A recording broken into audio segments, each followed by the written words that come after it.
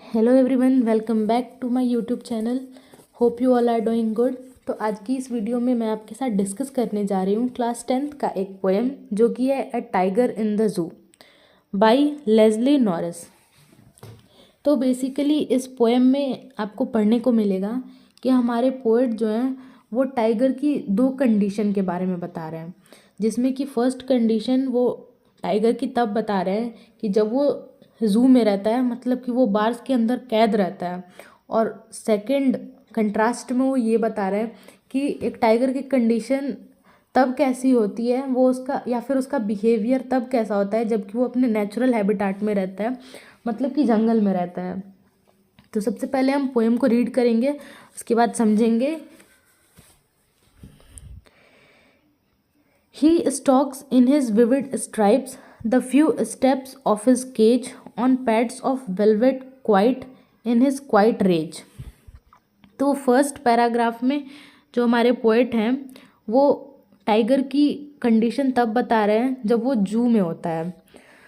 तो सबसे पहले वो उसकी अपीयरेंस को बता रहे हैं कि जो टाइगर होता है उसके ऊपर आपने देखा होगा ब्लैक एंड वाइट के कुछ स्ट्राइप्स होते हैं ना, धाराएं होती हैं ना, वो उनको बहुत ज़्यादा इंटेंस लग रही हैं, डीप लग रहे हैं। उसके बाद फिर वो बता रहे हैं कि उसके जो कदम है, मतलब कि जो पैर हैं, उसके निचले हिस्से में वो जब देखते हैं तो बहुत ज़्यादा सॉफ्ट, कुछ वेलवेट लाइक उनको समझ आता है कि बहुत ज़्यादा सॉफ्ट उसके फीट्स के नीचे होते हैं। और वो बैठा होता है उसी केज के अंदर अपने गुस्से को दबाए हुए, मतलब कि वो बहुत ज़्यादा गुस्सा है, फ्रस्ट्रेटेड है, लेकिन वो कुछ कर नहीं सकता है क्योंकि वो केज के अंदर बंद है। फिर उसके बाद सेकंड पैराग्राफ हम देखते हैं, उसमें क्या पोएट बता रहे हैं।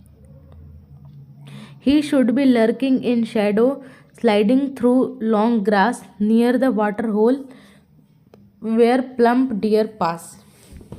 अब देखो सेकंड पैराग्राफ में टाइगर की दूसरी कंडीशन को बताया जा रहा है, जिसमें कि वो अपने नेचुरल हैबिटाट में होता है, जंगल में होता है।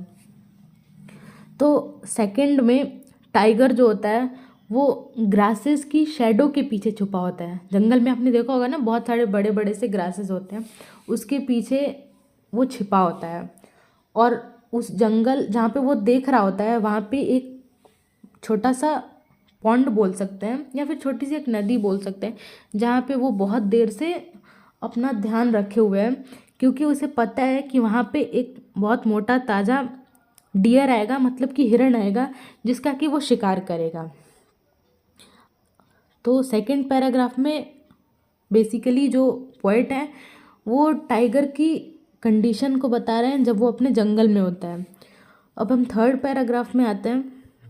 He should be snarling around houses at the jungle edge, bearing his white fangs, his claws, terrorizing the village। अब थर्ड पैराग्राफ में भी वो टाइगर की पावर और स्ट्रेंथ को ही बता रहे हैं, जिसमें कि जो टाइगर होता है वो अपने जंगल के एज पे आता है, मतलब कि जंगल के बिल्कुल लास्ट पॉइंट पे आता है और वहाँ से वो स्नैरलिंग करता है। स्नैरलिंग मतलब कि आपने सुना होगा ना कि गुर्राना, मतलब कि वो टाइगर की आवाज़ होती है ना, जिससे कि वो बहुत ज़्यादा खूंखार लगता है। तो वो वहीं से जंगल की एज से उसकी आवाज़ पूरे घरों तक जाती है, जो कि जंगल के आसपास के जो घर हैं उनमें पहुंचती है, तो लोग उससे बहुत ज़्यादा डरते हैं।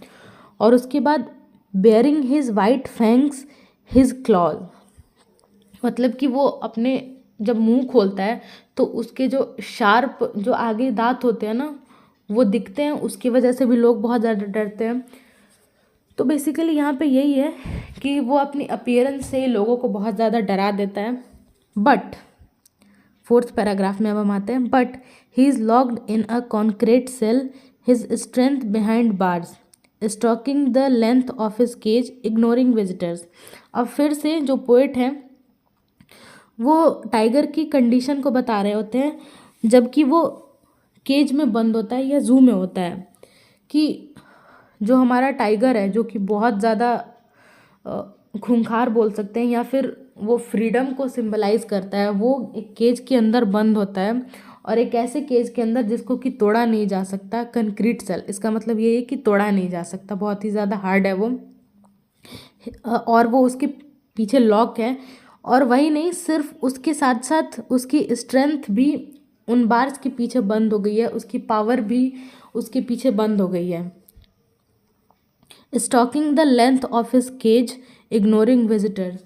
और वो ऐसा नहीं है कि वो केज के अंदर बंद है तो बहुत ज़्यादा खुश होगा, उसे बहुत ज़्यादा गुस्सा आ रहा होता है, बहुत ज़्यादा फ्रस्ट्रेटेड होता है कि उसे यहाँ पे क्यों बंद किया गया है।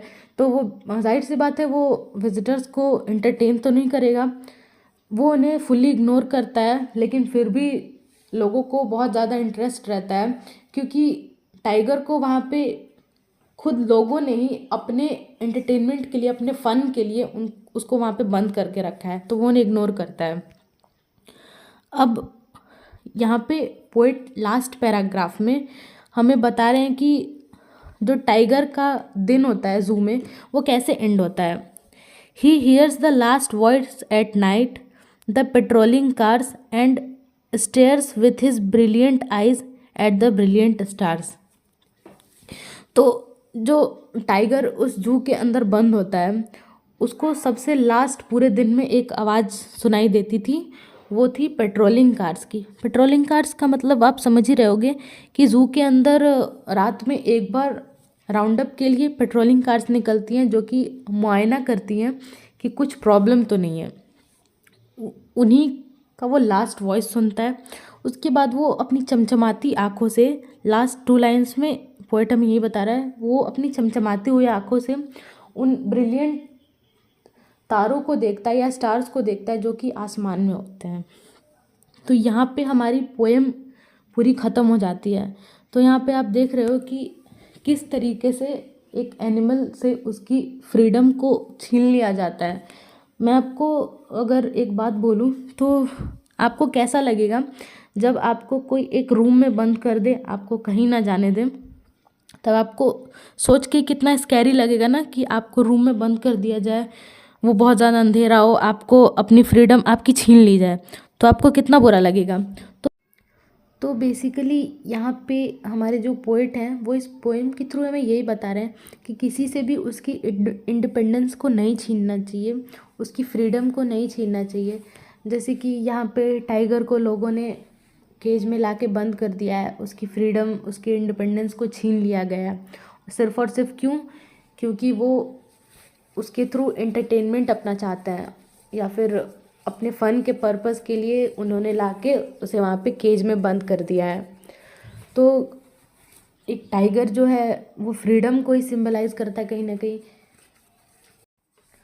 बस यही थी हमारी आज की पोएम। आई होप आपको सारी चीज़ें, सारे डाउट्स क्लियर हो गए होंगे मेरी इस वीडियो के थ्रू। अगर वीडियो पसंद आई होगी तो वीडियो को लाइक करना, चैनल को सब्सक्राइब करना। Thank you for watching.